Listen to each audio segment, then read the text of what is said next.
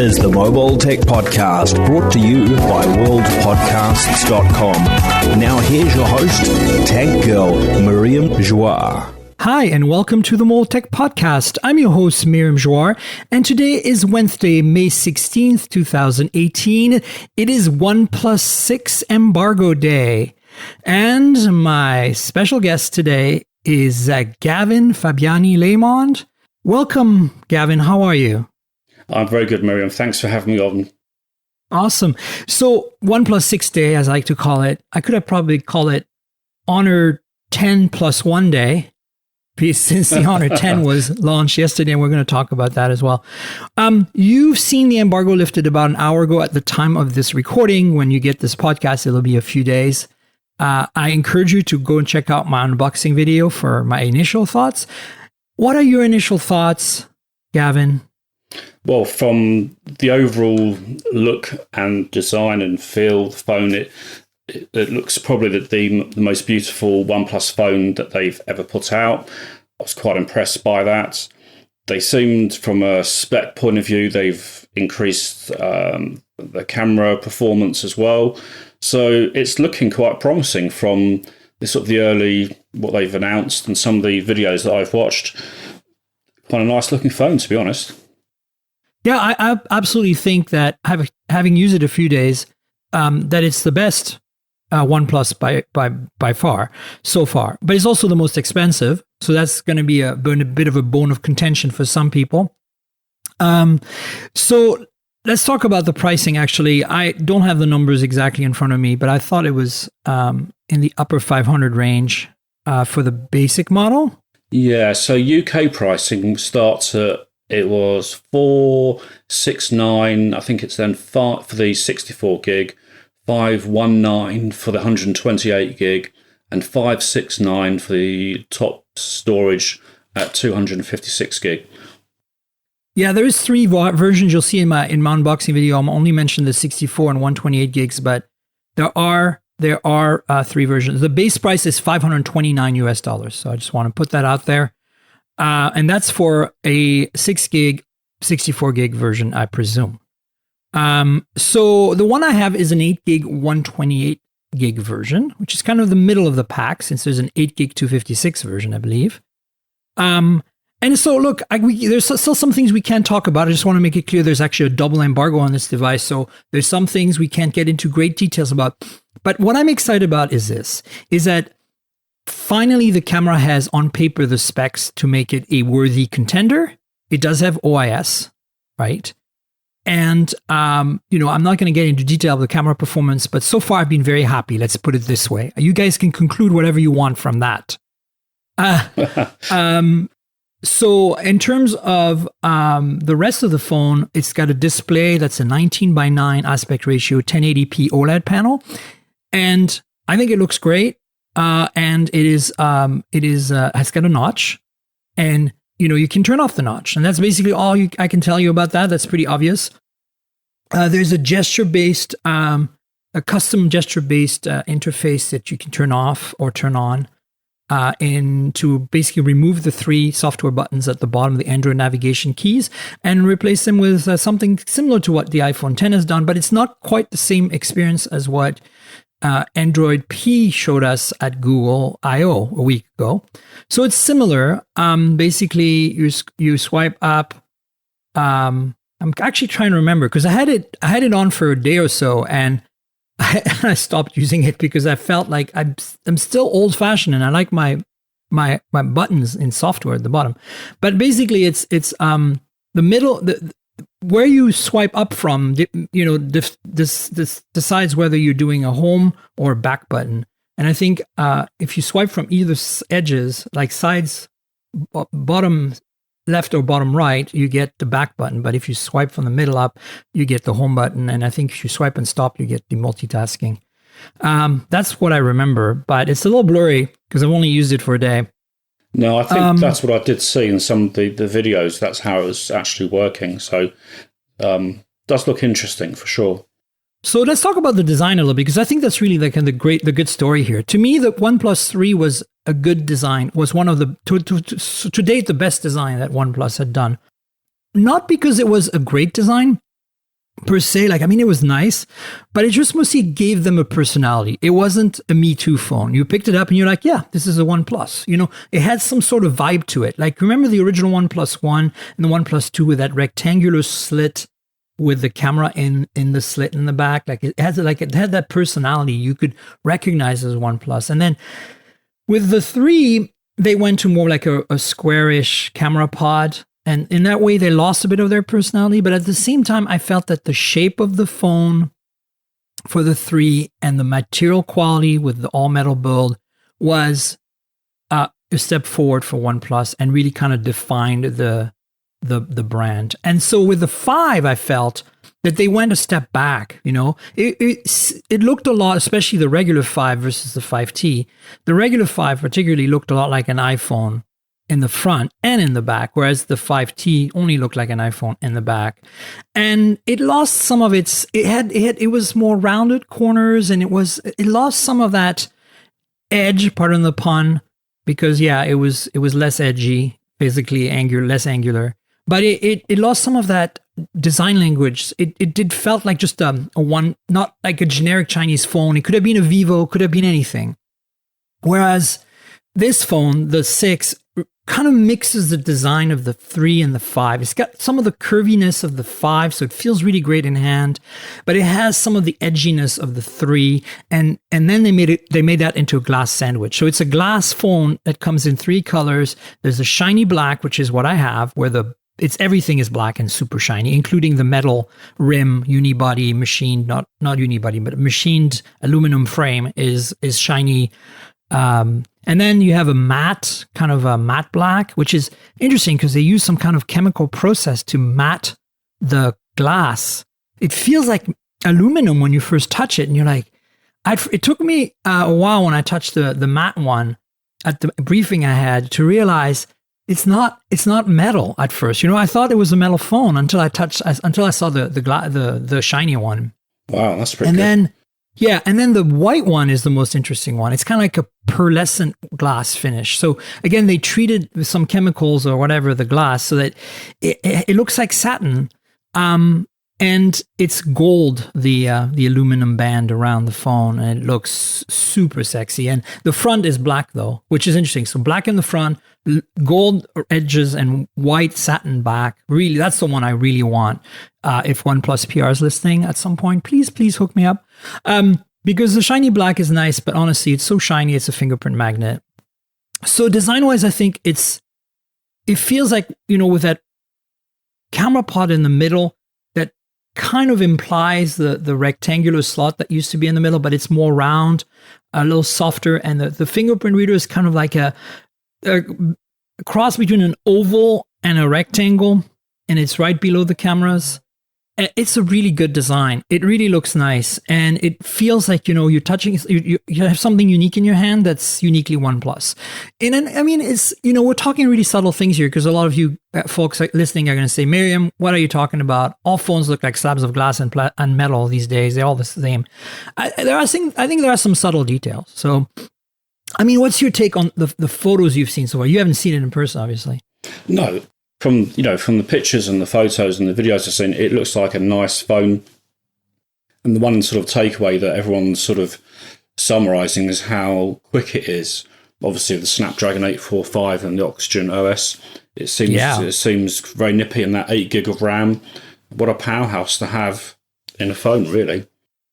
I mean, even for the 6 gig, 64 gig version at 525, you're getting some serious horsepower. Yeah, that phone feels, I mean, look, I didn't get into that yet, but it goes without saying that as a Snapdragon 845 device, it's up there with all the fastest phones, right? I mean, it's in everything is responsive, instantaneous.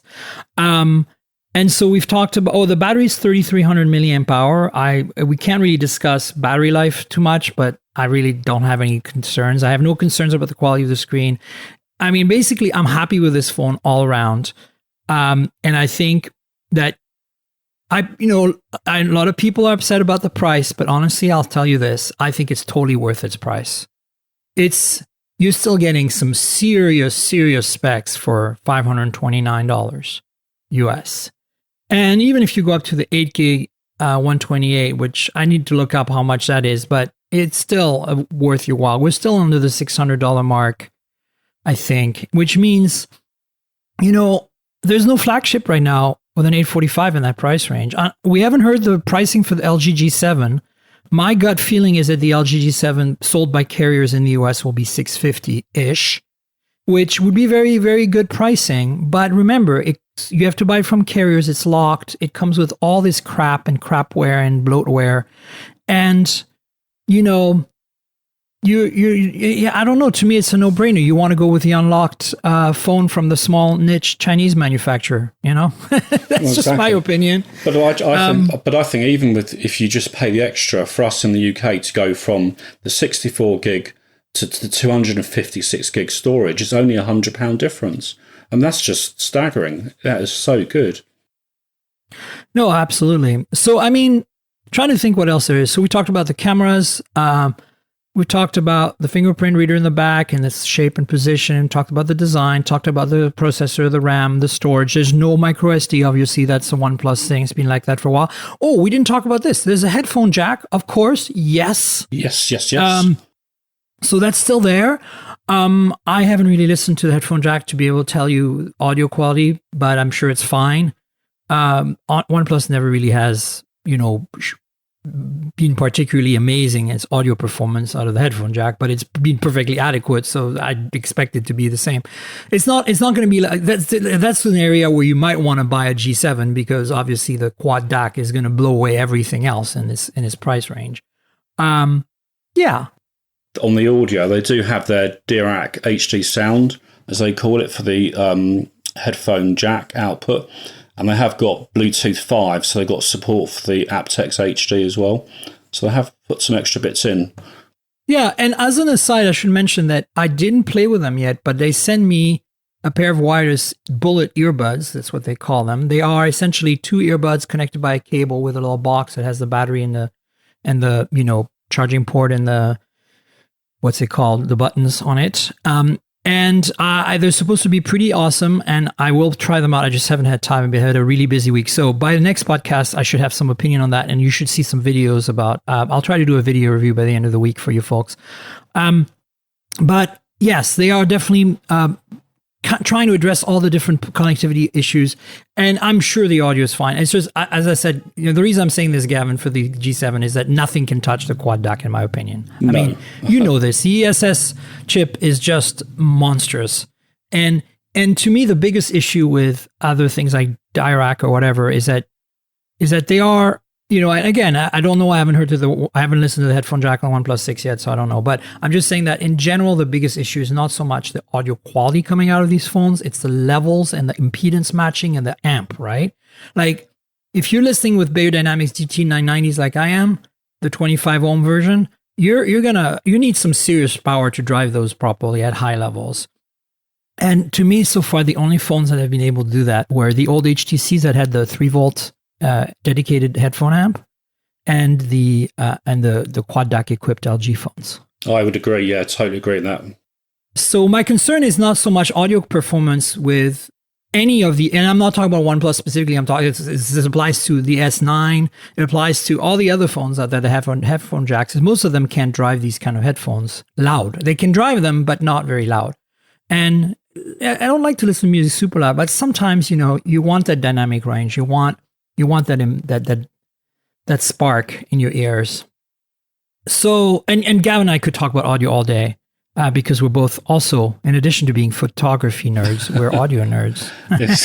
And you review some really, I love the stuff you get on your blog. You get like headphones and amps and DACs and all kinds of cool stuff. So I really encourage you to read Gavin's Gadgets and check out Gavin's review of these audio devices, because I haven't specifically reviewed audio devices on my YouTube or on the podcast. So I'm trying to think what else there's to talk about on the OnePlus 6. We talk about price, talk about specs. Oh, yeah, the display has a notch. And I want to point out, by the way, that all the Android phones that have the notch today have a bit of a chin at the bottom, right? Some worse than others.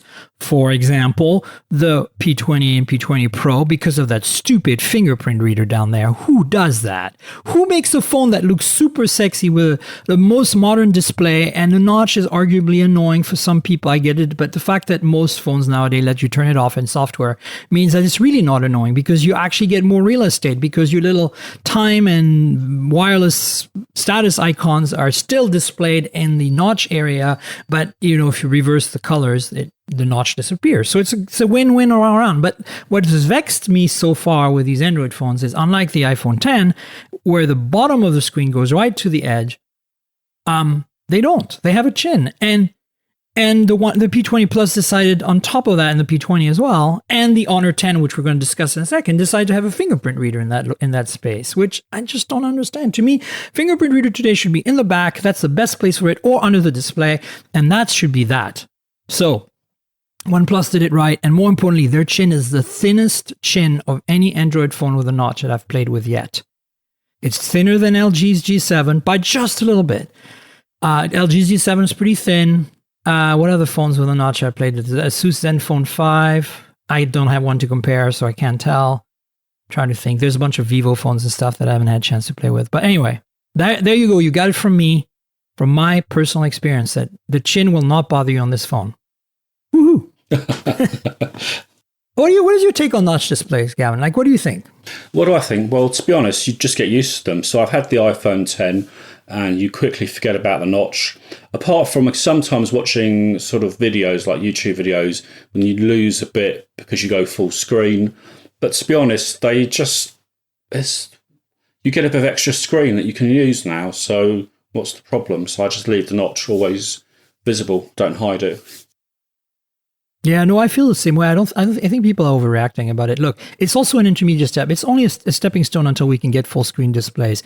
Speaking of, as an aside, I'm going to notch off one of our topics. Lenovo yesterday announced or leaked an image, or I don't know exactly where that image came from. If it was an official or a leak or what, I'll have it in the show notes, so just check it out. And also, obviously, we'll have in the show notes the OnePlus 6 unboxing and stuff. But the Lenovo is working on a full screen.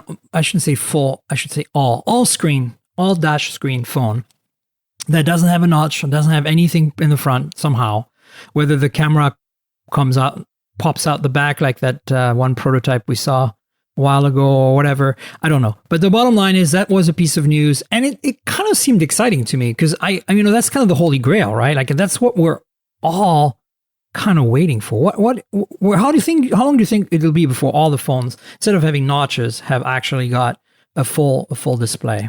Well, I think once the sort of navigation side's actually resolved in terms of using gestures, like in how Apple do with the iPhone 10, and I think as OnePlus 6 have done, they've created a gesture navigation system. Once you get to that point, I think that's it. You can take away and you can flush fit right down and lose the bezels. And maybe with miniaturization of cameras, you could have, really small holes for the cameras and even the speakers, or, there's so many different technologies that are coming that way, or the fingerprint under the glass. Who knows? But I think that's what happened. It will be, once we get to the gestures, that side of thing, I think that will solve having large bezels. Yeah. So here's the news. I'm reading it right now. It's a Lenovo vice president showed off a smartphone that's nearly all screen, called the Lenovo Z5. It would have a screen ratio of 95% and has 18 patents. And it didn't say where they showed that off. No, it doesn't. But anyway, that's the news. So it's an official thing from Lenovo, and I guess they're teasing, and there's beautiful photos of it. It came from Weibo originally, Lenovo on Weibo, and then CNET picked it up, and I got it from Engadget. So, I'll have it in the show notes. Check it out. It's interesting. It's pretty. That's mostly the thing. It's pretty, because we all want that. I agree with you, though, that, to me, the ultimate technology is, piezo for speakers on turning the display into a speaker, but doing it right. Nobody's done that. Or having a tiny, tiny little slit at the top, like the Essential phone has, where you don't really see the speaker, but it's there. it's there between the display and the edge. And then for the camera, I think behind the display will be the trick. Like just like the behind the display fingerprint reader, with a thin OLED, you'll lose a bit of light gathering ability, but you should be able to get light through that display to the camera. It's just a matter of, how much do you lose? With an IPS, you won't be able to do it because the backlight gets in the way and stuff. But so everybody's going OLED for, is kind of all points are converging towards OLED as kind of being a pretty mainstay for a few years until we get micro LED, right? So that's kind of I think what we're going to see. But there's going to be in between steps. There's going to be phones with cameras that pop out and whatever, and that's fine. I mean, that's progress. And the notch is part of that progress. So don't let the notch bother you, folks. Let's just move on and then turn it off in software if you don't like it. You're going to get a great phone. Trust me, I've got the OnePlus 5T in 2 colors, and I've got the OnePlus 6, and I can immediately tell the Plus 6 is just a better, newer phone. Like, you just want that one. There's no way you want to go back to the old ones. It's just a no-brainer. Like, boom, you're done. So, yeah. Oh, by the way, I found the pricing in the US for the other sizes, $579. So I was right, less than $600 for the one I have, the 8 gig, 128 gig, and then $629 for the 8 gig, 256 gig. So look, you're really still quite mostly below the 600 mark. But I know a lot of people are going to be rubbed the wrong way by the pricing, since OnePlus is, it started out with $350 for the OnePlus One or whatever it was. Yeah, about that, wasn't it? So, but I think the reality is, if you look at all the phones, they're going up in price because the features and the materials and the build. Like, when a normal flagship is $800 to $1,000 today, that's pretty common now. So, at the time the OnePlus One came out, flagships were in the $600 range, right? So, yeah, it's still a significant increase if you're on a budget. The reality, though, is there's other phones you can buy from other manufacturers that are more affordable. And speaking of which, we should talk. I'm good at segues. Oh, my God. Patting myself on the back right here. Gavin, take it away on the Honor 10, please. Yeah, so I've had the Honor 10 for a few days now and been using it quite extensively. So this is the new phone from Honor, and it runs Android 8.1 with Honor's EMUI, the latest version. It's a 5.84-inch IPS screen at 1080p. It's a 19:9 ratio, so it has a notch, which is quite topical. It's quite a nice phone to hold. It's not too big.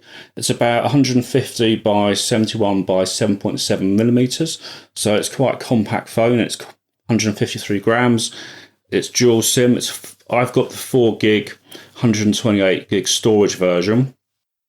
And I'm not sure the American pricing, but in the UK... We won't get it here. As far as I know, it's not coming here yet, at least. Okay. We don't get a lot of it. We didn't get the 9 last year. We didn't get the 9 Lite, which, by the way, I bought for my mom, and she loves it. We did get the 8. That's the last kind of like... product that we got that was a quote-unquote flagship from Honor. We got the View 10. Did you guys get the View 10? Yes, we got the View 10. That's okay. Quite nice. So that's the last Honor quote-unquote flagship that we got. So it's got obviously the dual cameras at the back. So it has a 16 megapixel color sensor, RGB, and it doubles it with a 24 megapixel black and white sensor. But the f-stop's not that great, I saw on the specs. Yeah, so the 16 megapixel RGB is f1.8, which is not too bad. And I'm not 100% sure I think they're both at that f1.8 on the rear. The front is a 24 megapixel f2.0, and it's all sort of linked up with their, as they call it the AI camera, and it's their version 2 of the actual AI camera. But part of what's particularly nice is, we're talking about design, it's a 3D glass back, and it's got 15 layers of shimmering colours, they call it. So it's got some form of It looks striking. It's beautiful. They've got nanoscale optical coating. There's different colours. I actually prefer, whilst my P20 Pro is the blue colour, I've actually got the black, Midnight Black, the Honor 10 in Midnight Black, and I actually love it because it's understated, it's not too flashy, but when you do tilt it in the light, you get these lines that strike along the back, and it's just beautiful. It's got the supercharge as well. So the 3,400 milliamp battery means it can charge in 25 minutes to half power, 50% power. But it also has, they said, the first industry first for placing an ultrasonic fingerprint sensor under the glass. So it's still on the front at the very bottom of the screen, and it looks like it's a normal fingerprint sensor, but it's not. It's this ultrasonic. And the only advantage of that is very, very simply, if your hands are wet, it still works. So but it's a little bit harder to use. And at first it's a bit frustrating because you have to put your finger down and push down a bit harder. It's not just a tap and it's unlocked. So it just take a little bit longer to get used to. You have got a face unlock, which works pretty fast. It's pretty instantaneous, to be honest. So cool. Yeah, and the camera's excellent. It has this AI detection on the camera. So it can identify all the different things around you: cats, dogs, greenery, blue sky, and it tweaks the photos, flowers, plants. I think there's about 500 different things. So is this a different AI than the P20 and P20 Pro then? Is this a better version, or what's the deal here? Well, this is interesting. So it's obviously copied from the P20 and P20 Pro, and I imagine there's a lot of similarities, but they're saying this is version 2. So it doesn't have the P20 Pro's night mode, where you can stand there just between 3 to 7. Doesn't do that for 3 to 6 seconds. I thought it did. I thought it did. When I first tried it, I did it, and it wasn't. And it did 3 seconds in the night mode. I thought, it's got it. So I'm holding it by hand, and the shot looked really crispy clear. But it wasn't dark enough. And then when it was really pitch black after I'd done my unboxing, it went up to 15 seconds, and I thought, that's not the night mode. But it did actually work for 3 seconds, a clear shot. But on the P20 Pro, it's absolutely amazing what it can do, and completely without a tripod. But it's got all these scene detections where it tweaks the camera interface. But where it differs from the P20 Pro is after you've taken the shot, either from viewing the photos through the camera or going into the phone's gallery, there's an AI button, and you can just tap it, and then you can see the non-AI shot. Or tap it again, you get the AI improved shot, and you can decide which version you prefer. And it's literally just one tap. Nice. That is really nice, and I'd love to have that on my P20 Pro. I think that would be really, really good. So that's how you were able to get these comparison shots on your. Well, I didn't see if you did that, but somebody on their review did. I think it was Digital Trends did a comparison shot where you could literally, it's the same shot, but with or without AI. So I guess it saves 2 copies. It doesn't. Well, it must save 2 copies somehow, but you can then decide which version you want to send or share. Because they have identical photos with and without. So, so they must have saved them both. They would have saved them both at some point. What I did I've done a short camera review on the Honor 10. I actually held the phone in front of the camera, and I pulled up a photo on the screen. I said, right, if you tap the AI button, you can see the difference. And I showed 2 examples, one in a normal shot in nice, bright, sunny conditions with some grass and whatever, so you could see how that changed, how the saturation changed when you hit the AI button. And then I did a low light shot as well inside a church, trying to show you what the difference, and use the AI, how it tries to cope with a dark environment. And generally AI brightened and lightened the church up a bit, whereas the non-AI version was darker. And it's personal preference. For sharing on sort of social media, I think the AI versions stand out much more. Right. No, absolutely. I mean, the AI version looked actually a little better than I expected, based on my experience with the P20, P20 Pro. To me, the AI on the P20, P20 Pro is very hit and miss. And so because of that, I've turned it off. The question to me, looking at these reviews and looking at your articles about the Honor 10, and which by the way, I will put in the show notes, and looking at the design of this phone and the specs, is it screams P20 to me. It screams P20. I think the display is in fact the same as the P20's display. Same size, it's IPS, it's got a notch. Am I more or less right? The camera specs are different, I realize that, but the results. I'm close, right? I think I would agree with you totally. If you had to buy, if you didn't want the P20 Pro and you just were happy enough with the P20, you would be silly to get the P20. You might as well get the Honor 10. It's a much better phone for the money. You know, it's better priced, it's cheaper, and I actually really like it because it's not a massive phone that sticks out your pocket. It's a better size to hold and use, and it's pretty as well, which does help.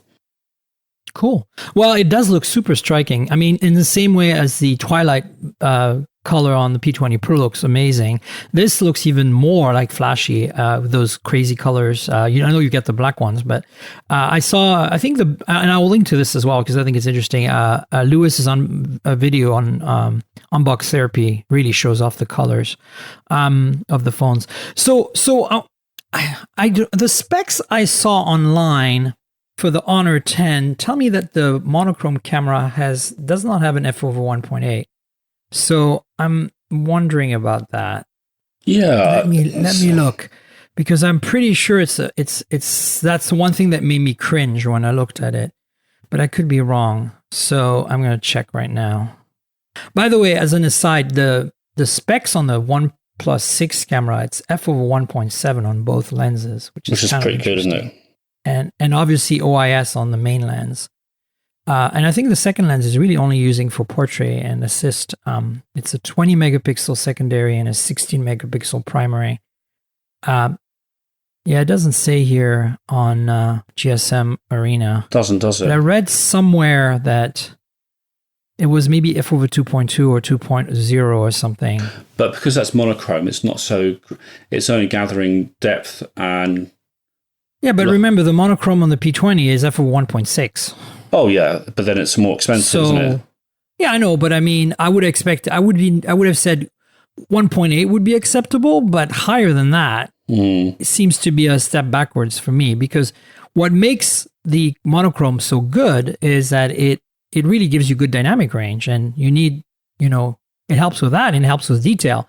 And if you're going to lose that detail in low light, if you have a slow lens behind it. So I don't know. I'm actually looking at that. Digital Trends has a pretty extensive review already out, which is kind of surprising because that phone just came out. They must have received it under embargo and had it for a little while. I don't know how long you've had with the phone, because it only was announced a day and a bit ago, right? That's right. Yeah, it doesn't even say on its own website what the f-stop is on the rear cameras at all. So interesting. Well, we'll have to figure it out. Hang on, I'll be able to. If you give me a second, I'll just take a photo. You don't have to figure out this moment. Yeah, you go for it. Yeah, I'll just take it into monochrome mode and just take a quick photo and look at the EXIF data. That is how we check. It should be that simple, shouldn't it? Hopefully, it is f/1.8. There we go. Just so f/1.8. Okay, good. Yeah. Good to know. Yeah, I've just put it into monochrome mode, so it's only using the monochrome sensor, and the EXIF data was f/1.8. Awesome. That's good news. Yeah, indeed. That's good. So I'm glad to hear that, because I was a little concerned, honestly, that, when I read those specs, I was like, what are you talking about? Anyway, so maybe I was misinformed, and I'm glad I was. So, but the reality is, it's a tweak on the P20 Pro. So instead of a 20 and a 6 and a 12, right? 20 and a 12, monochrome 20, color 12 with f/1.6, you're getting a 24 1.8 monochrome and a 16 1.8 color. And that means that the pixel sizes are going to be a little bit smaller, because I know that the 12 megapixel on the P20 regular color is what is it, 1.5, 1.4 microns? It's pretty big pixels, it's right? big, 1.55. I think it's 1. Yeah. It is massive. It is. It's massive. Yeah. So there's definitely saving money on that. But I think honestly that they start off with some pretty good specs there. Any OIS on that camera? No, right? No, it uses AI to stabilize again, but there's no official OIS. I'll be honest, I haven't had any blur shots, so I've just been going around snapping loads and loads of photos with it, and they've all been fine, to be honest, all of them. I presume it's using similar AI algorithms than its big brethrens for the Yes. The stabilization, yeah. Yeah, it wouldn't surprise me if there was a tear down of the camera sensor that secretly it's got some stabilization sitting on the actual sensor, because there's no way some of the shots I took should have been, stable. Well, I don't know. I mean, the AI stuff is the way they're doing it. If you're doing a predictive algorithm, which is what they're doing using machine learning, you can get some pretty impressive stabilization. I mean, the iFixit teardown of the P20 Pro showed that all three cameras actually have OIS, but the only one that's enabled in software is apparently the tele. And the reason for that is because it's so complicated to manage three OISs simultaneously, plus add to that the software stabilization. So I think they disabled in software the OIS on the main sensors on the P20 and P20 Pro because it's easier to manage it with their, first generation AI stabilization, which I think pretty much certain uses some sort of predictive algorithm using the accelerometers, because it's the best stabilization I've used so far that's not optical on any phone. And I wouldn't be surprised if the Honor 10 inherits some of that, but they didn't put the night mode in, I think, because it's the same thing as when the Honor 8 came out, and despite having a monochrome lens, did not have the monochrome mode. Do you remember that? I do, yes, I do. It was very annoying, to say the least. It was, wasn't it, Jeff? Yeah. So, I mean, what's your take? What's the pricing in the UK again? Remind me. So, price in the UK, full retail is $399, which is not too bad, to be honest, because it's got the same Kirin 970 chipset as the Huawei P20 Pro. Only has 4 gig of RAM instead of 6, but it takes good photos. It's got good battery. It's a nice phone. So that sets it to about $538 US and the current exchange rate, which is up there with the OnePlus 6 and the View 10. View 10 is actually a little cheaper at $499. So I mean, it's competitive for sure. I mean, you're getting a pretty big power. You're getting basically a P20 Redux in many ways, which is really impressive. So is the camera app, other than missing the night mode, pretty much the same as the camera app on the P20 then? Yeah, it's very similar. As I said, the one thing the camera app on the Honor 10 has is this dedicated AI button. Yeah. You can actually, before you take the photo, you can actually turn it off before you take it as well. So you don't even need the AI on in the first place. But you're better to leave it on, because then afterwards you can then toggle it off and edit it. After you've taken the shot, you can go back in and take the AI off. So then at least we've got 2 shots instead of 1. Yeah, no, that's a very interesting feature. I feels to me like sounds like it's just an evolution of what we've seen on the P20 then. I know that on the P20, it does show you the scene it's selected, the mode it's selected in AI mode, and you can type on the little X next to that in the viewfinder to turn it off before you take the shot. Yes, that's the only way you can do it on the P20 Pro. Yeah. But they are different sort of phones. I would say that I'm looking at the camera app on the Honor 10 versus my P20 Pro, there's a whole load of extra options on the Honor 10. There's things like artist mode, 3D creator that that don't actually sit as default on the P20 Pro, and you can't download them either. They don't exist. So that the P20 Pro in Pro mode, it can do an ISO up to 102,400. So you can see it's just designed to push the boundaries of what you can do photography wise. Really, it's right. It's slightly different. I think the Honor 10 is a bit more fun. It's got the AI features. It's still got all the front selfie features with the beautification and the lightning effects, or whatever they call them, which a bit gimmicky in my book.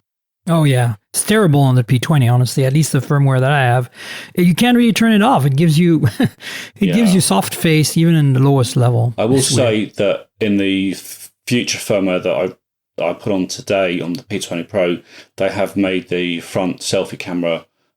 So if you want, much better. So if you want it to show you as you look, not with a plastic face, you now have the proper image of yourself, not all softened up. I mean, the actual selfie camera on the P20 Pro, I've got a mole on the front of my face, and it took it off. It's like, that's part of... Wow, yeah. It's pretty bad. Yeah, so... yeah, it's bad. Doesn't so do here, a couple of more questions. What's the battery size on that phone? It's 3,400. So it's the same as a P20 then? Yes, it is, yeah. Wow, yeah. And then what about the RAM? You said it was 6 or 4? It's 4 gig. There are 2 storage versions. There's a 64 gig. The UK gets 128 gig storage, which is quite handy. Do you get micro SD on this phone? No, just dual nano SIM. Yeah. And what about headphone jack? Yes. You do? Yes. Oh, awesome. And it has the... I plugged in my Sennheiser. I had a pair of HT 598s lying around. And I thought, I wonder, because they're 50 ohms, I wonder if it's going to be any good.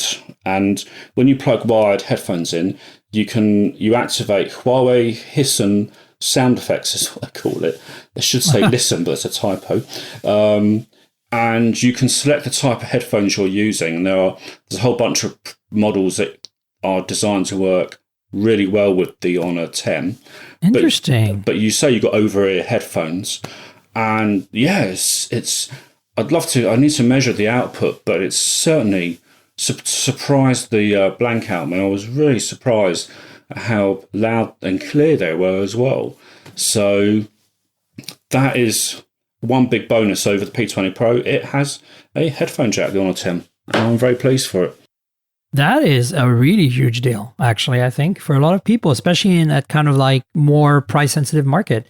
So sounds like a great phone. I actually was talking to my Honor PR folks recently, and they said they're going to try to get me one. They don't obviously have it because they're US PR, and they are not officially we're not officially getting this phone, I don't think, ever. So be it. It's life. Yeah. Speaking of phones, so, since we talked about the notch earlier and how controversial, quote unquote, it is for some people, which I think is BS, because really, as I said, just turn it off in software on most phones and you still benefit from it, and you'll just completely ignore it from there on. But the new and latest, thing that is making waves and causing brouhaha is blockchain phones. What's your phone got? Well, my phone, it does it. We're beyond the notch now. We've got blockchain on our phone. And so I need to bring that up because HTC announced a phone, with blockchain, features for basically able to store your blockchain wallet and, so security and encryption features to support that. And it's called the Exodus, HTC Exodus. And honestly, I'm not quite sure what to think of that. Look, being in Silicon Valley, where blockchain is everywhere, there's so many startups doing blockchain-related things. I'm not surprised. Actually, it is not a bad idea if you think about it. If you do own some currency or some investments in blockchain-based currencies like Ethereum or Bitcoin, if you're one of those weirdos, no offense to anyone, but I think it's a bit. I'm not saying weirdo in a negative way. I'm just saying it's a bit of fringe case. There's not that many people out there, really, in the great scheme of things, that are dealing in in cryptocurrency these days. But if you are one, having one of the big challenges you have is to keep your wallet somewhere safe, and to not have it hacked and broken into. So obviously leaving it in the cloud is a bad idea. Leaving it on your computer at home or on your laptop, it brings up other security issues. Like you need to encrypt your drive. You need to make sure that, you get password and potentially fingerprint protection or biometric protection. If your home computer gets stolen, it's at home, you lose everything and it gets wiped. If it's on your laptop and it gets stolen, you lose everything. So the phone does seem like a good place, although it can also be stolen and lost. But if you're careful, having something on your body that stores that stuff is probably a good idea, right? So I can kind of see the point, but it's funny that, HTC, whom is pretty much almost completely being absorbed by Google at this point, and obviously is going to make one last phone this year, the U12, whatever it's going to be called, is talking about another phone now that's got this blockchain securities technology. And I'm like, are you catching at straws, folks? Because that seems to be, first of all, will there be another HTC phone after the U12 is my question. And secondly, why? I guess they're trying to reinvent themselves one last time. I'd love to hear your take on this, Gavin. Well, to be honest, I still think, as you said, it's quite a niche case. I'm not aware of anybody outside of my tech circles that would even know what blockchain is. And so I think it's got a very limited appeal, but it is an option available. I think what I don't understand is how it works as storage to do sort of the blockchain and cryptocurrencies. Is it trying to keep an eye on what's going on? In which case, how big? I think it just stores your wallet. That's it. That's it. Well, I suppose in that sense, if it can do that, if you think about it, it's like having, contactless payments. Why not put your blockchain on there? So if that's something that becomes a bigger thing, then why not? Right. But what I'm saying is that they're using the blockchain, like technologically speaking, basically what this means, my understanding is that this means is a phone that has extra features in hardware for security, for encryption, for, biometrics to access an enclave on the device that can store your wallet, like a secured partition or whatever you want to call it. So it's there might be some hardware like optimization there to make it harder to crack, basically. But it's just basically a lot of buzzwords and gimmicks, like you could use on Samsung S9 with Knox and put a secured partition using Knox on your S9 and store your cryptocurrency wallets on there. Yeah, you know what I'm saying? I do. And protect it with the fingerprint reader, right? Or protect with, if you want something even stronger, like a two-factor authentication with one of those keys, that generates a number every minute or whatever. There is USB Type-C keys that do a two-step authentication, code generation that you can plug into a laptop or a phone today, made by I think at least one company whose name totally eludes me right now.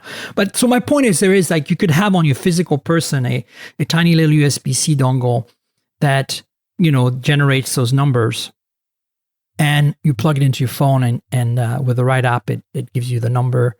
And you can then have the two-step authentication. So there's all kinds of things. So if they could build that in, you know what I'm saying? Like it's technically speaking just a phone with some extra features, but makes it sound really cool to say, the cryptocurrency / blockchain phone optimized, whatever you want to say.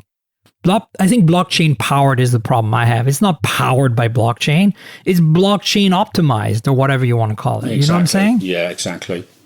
But I mean, considering HTC, I love them. I don't want you guys to think that I'm just being hard on them. If I am, it's because I love them and I want them to succeed. And I'm looking forward to the U12.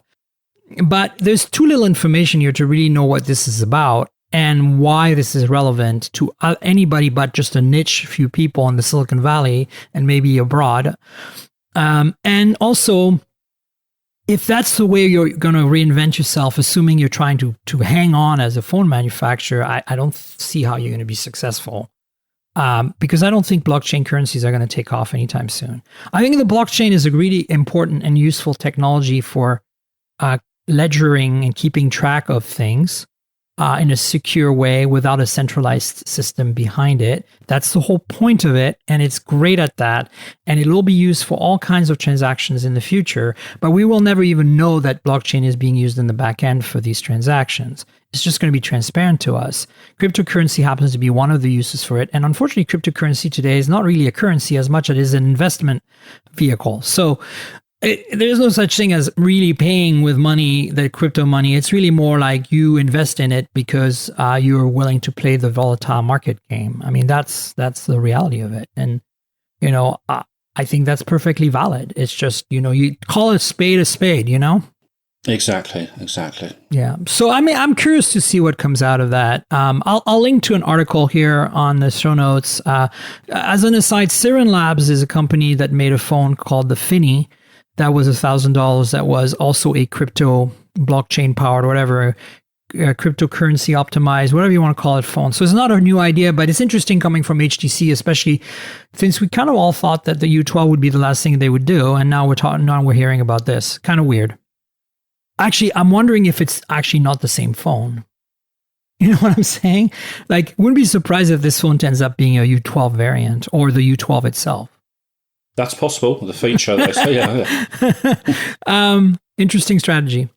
But yeah, I mean, I don't know. This is just another little bit, a news bit that came in my inbox and I thought was interesting. One more topic we have today is ZTE. So you have been following this saga a little bit, maybe. I don't know if it's as relevant to you in the UK as it is to us in the US, but the ZTE being banned from using US parts like Qualcomm and other things. And as such, ZTE struggling suddenly with, their future, because apparently they use a lot more American-made parts than we thought.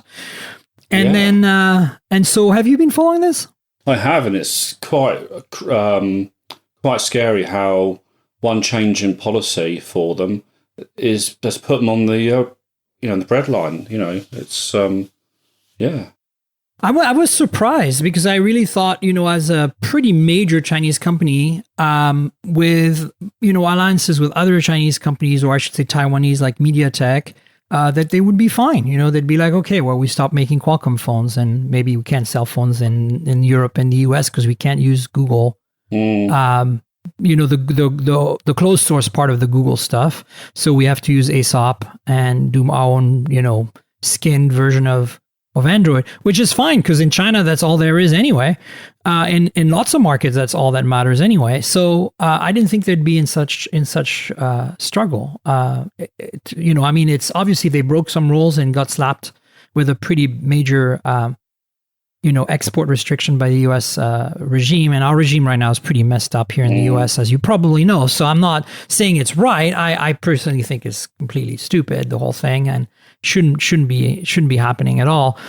But ZTE does also have to understand that they can't just break rules. So, I'm a bit torn on that. But the latest news is basically that our president, whose name shall not be pronounced in this podcast, is going to supposedly discuss the ZTE situation with the president of China, and that they're going to come up with some understanding agreement so that ZTE doesn't completely suffer from this, because it supposedly might affect millions of Chinese workers.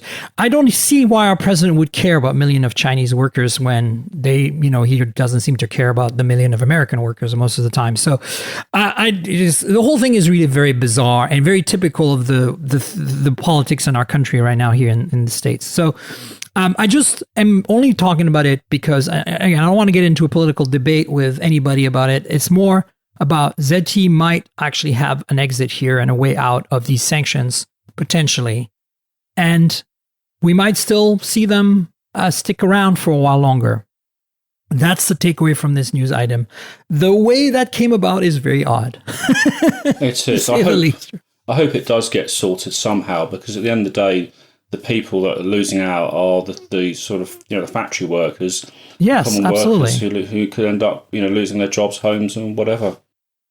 Indeed, and more importantly, it's the workers are definitely the worst, but we lose an opportunity to have a company that has done some innovation in the market to disappear. And I would like to remind you that as flawed and weird as it was, the HTC Axon M was an interesting phone with its dual screen, and kudos to ZTE for actually working something out with AT&T to put such a weird phone in the hands of a US carrier, okay? When you consider OnePlus can't be in the hands of a US carrier, or at least maybe they haven't tried. But the point is that, there's a lot of people who wish they had, definitely Huawei, who wish they had their phone on the US carriers, in the US carrier stores. The fact that ZTE was able to make this phone and get a relationship, have enough of a relationship with AT&T to get in the stores was pretty amazing, considering how weird and a bit awkward that phone was, right? Exactly. Yeah. I think that was an interesting thing, this Axon M, and the Axon 7 was a great phone. HTC does some good stuff, so we don't want them to disappear. Competition is a healthy and good thing. And yes, they did break some rules, and I hope they learn their lesson there. But at the same time, I don't really feel like they should just be gone. And so hopefully this will get resolved somehow, or at least mitigated. Mitigated is probably the word, because I don't think it's going to be complete. They're still gonna have some sanctions. They're probably going to have to deal with some stuff. But yeah, this is essentially the news for this podcast and all the topics. Were there anything that you wanted to talk about? Because we have a bit of time left, and I would love to pick your brain a little more on the P20 Pro, since you and I have been covering that extensively over the last month and a bit. But is there any news items that I might have forgotten that popped up in your feed that you were excited about? No, I mean, obviously, because I've been using the P20 Pro exclusively and put out my sort of focusing on the camera side, I did do my final review. So I've done different sort of smaller sections about the P20 Pro, and then I did a review where I put all 300 photos that I've taken on it in time order, so you can see from how I got used to the camera, how I started using more of the features, got a new firmware. You can then see the difference in the photography, the quality of the shots, sort of with the new firmware. And turns out that was about 300 photos, and I stuck that at the end of my video review. So there's about 16 minutes worth of photo gallery to glance Wow, through. awesome. Nice. Well, I'll link to that. And I'm actually going to take a note to make sure I link to that. But I want to hear your take of the evolution in your mind so far of that camera, because I haven't been able to update the software on my P20 Pro yet, probably because it's pre-release software that's stuck there. And you and I discussed a way to potentially me updating, so I'm going to look into that. But the reality is, have you seen an improvement? Because as you know, me and Steve talked about this, Steve Litchfield, in my podcast, and I've talked about this with Rene Ritchie on his podcast, Vector, recently. The over-processing is killing this phone. Is this being resolved? Has this been improved? Have you seen a change? Yes, it's so on the firmware I'm using, there's two obvious changes. The first one is on the front selfie camera, instead of looking over-softened faces, very plastic looking, you actually now, when you turn the beauty mode right down to 0, you look normal. And I know that should always be the case, but you do look normal now. And we were joking beforehand that previously I have a mole on my face and it took the mole off, but now with the software improvements I'm running, it keeps it on, which is good, and you look just a normal, healthy person. So that is very good. That's an improvement. That's a hell of an improvement. But what about the main camera? Because I honestly don't care about the selfie. No, if you're going to take selfies, I just put the timer on and use the rear camera because it's considerably better anyway. The rear camera has improved. So on the AI modes, and in particular, there's one called greenery. So if there's a lot of green in your photo, it right. bolsters the saturation and it's oversaturated. Now, on social media like Facebook, it might look amazing because the colours pop and all this. But if you're purists like me and you, it's a bit over TT. They have toned from the shots I've started to take, they have toned that down a bit. There's less sharpening. It's still, photos are still sharpened quite a bit. But it's not as heavy as it used to be. So it is being toned down, and the quality of the images seem to be slightly improved as well over time. I think, for my takeaway, it's a new bit of technology, this quad Bayer rear camera component, and they're just learning how to get the most out of it. Is there a place that you found on XDA forums or such where you can kind of tell which version you should have to get the enhancements? There is a place, you can go to XDA forums, you can go, but they're just talking about firmware, and there's a particular site mentioned on there where if you wanted to try and download the latest or get the latest, there's ways of doing it. So, but I'm just wondering, like, if you have a phone and you haven't updated or you haven't been able to update it, and you want to, like, the definitive version that begins to fix this issue, is that documented somewhere? Because of different markets, right? Like in my case, of course, there's no US version, so I have to figure out what version I have in the first place. EU, UK, whatever it is. Yeah, so so the way you can find out, if you go to, I'll just do it now, so I make sure. Oh yeah, sure, no problem. So I think that's going to help a lot of listeners, because I'm sure there's a few people with P20 Pros now. Yeah, so if you go to the settings app, go straight to the bottom, hit system, and then just hit about phone. And what it will say build number, which is the third entry down. Right. And it will have a code, which it will say, mine says CLT-L09. Then it's the build of Android, which is 8.1.0. And then the number that follows next is the build number. So the UK is on 110. It out of the box was either 102 or 103.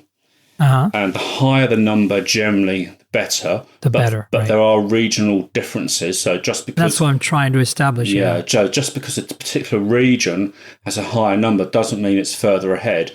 So you need to understand. It could just be because they have to configure the antennas slightly differently for different carriers. That's the changes there. If you have a European version, the build is now up to number 120. Wow.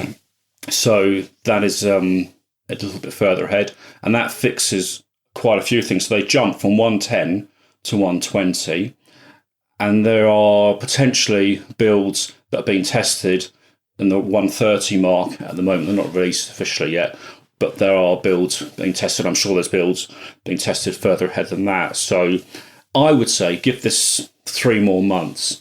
And I still think they're going to go for a sharpened look on the AI photos because that's what they want. But you can turn off the AI in the settings and then you get a sort of more normal looking shot.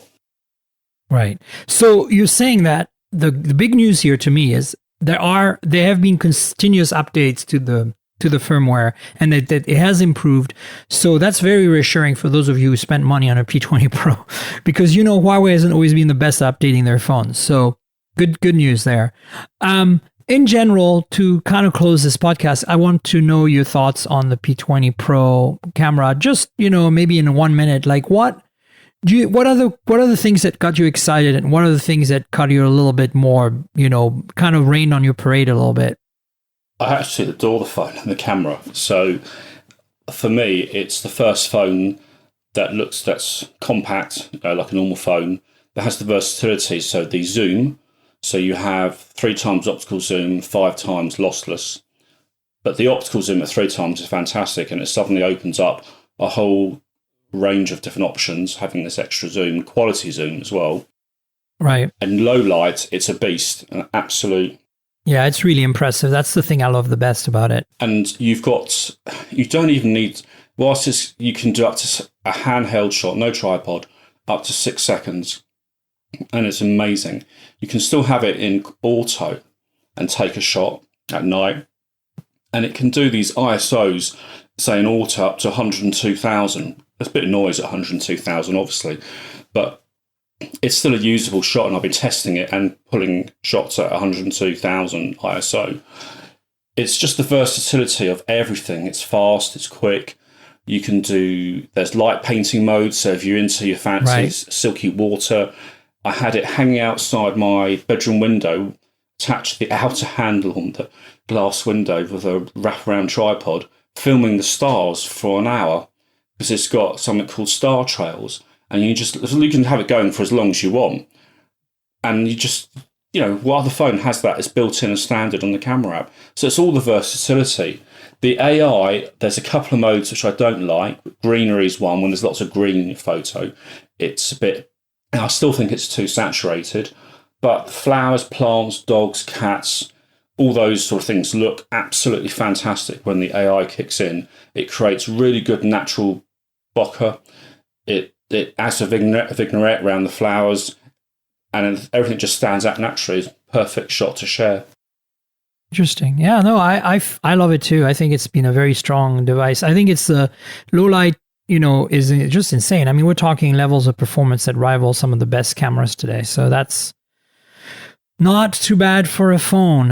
What are the things that you feel are a little bit Obviously can be improved in software, the overprocessing we've talked about, but I'm just thinking, it's a good phone overall, but I'm talking specifically of the camera.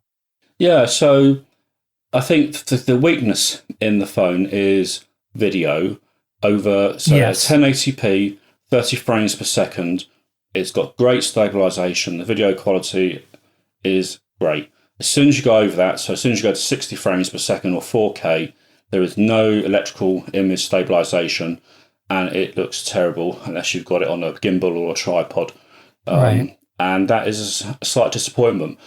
A little truth be known, the last 5 YouTube videos I've uploaded to my YouTube channel, I have filmed on the P20 Pro. So I just wanted to see if anyone said, oh, your video quality looks worse or something, just as a test, a sort of blind test. No one's noticed. So no, I think at 1080p 30, you'll be fine. It's just, it's vexing for people who've used a Note 8 or a Galaxy S9 or an LG V30 or G7 for that matter, because they excel at 4K video, right? Exactly. Yeah. So, Gavin, tell folks where they can find you online, your Twitter, your blog, your YouTube, all that good stuff. Thank you. So, gavinsgadgets.com is my blog. Gavin Fabiani is my Twitter handle, and we'll leave a link, obviously, so you don't worry about how to spell that. And my YouTube channel is youtube.com GavinFabL100, GavinFabL 100. Or you can put Gavin's Gadgets in, or my full Gavin Fabiani-Laymond into YouTube, and it'll find me. Wonderful. And I recommend you all go to check out gavinsgadgets.com, especially because like Steve Litchfield and myself and a few other folks that you love and follow, Gavin's a camera photography guru. We really nerd out together a lot on Twitter about cameras, and he's a person to follow if imaging is something that you are into. And the other thing is also audio reviews, audiophile grade mobile products is another area where I feel Gavin has a lot to bring to the table. So go check him out. You know where to find me. I'm at Tankgirl on Twitter. That's TNKGRL, like the comic book character, but drop the vowels. That's also my Instagram handle. You know where to find the podcast, mobiletechpodcast.com. We're everywhere on iTunes, Overcast, Pocket Casts. You might have to search for Tankgirl without the vowels, in addition to Mobile Tech Podcast on some of these platforms to find me. But I'm there. And as you know, there's a YouTube channel too, youtube.com/Miriam Joire. That's my full name spelt out, Miriam with a Y. That will give you additional content that gives you context to this podcast, basically unboxings, hands-ons, reviews, that sort of thing. I don't try to be super fancy in my videos, but I try to bring you some cool stuff that you can maybe watch while you listen to the podcast. Before we go, I want to give a quick shout out to our sponsor, audible.com, for sponsoring, of course, the Mobile Tech Podcast. As you know, Audible is the place to go for audiobooks. You should check them out. I've been listening to a bunch of William Gibson novels lately. So go visit audibletrial.com/mobiletech. That's audibletrial.com/mobiletech. Please click through there and join Audible. It will support the podcast. So there you have it. Thanks, Gavin, for being on. It's really a pleasure to have you finally. Yeah, thank you as well. It's been great being on.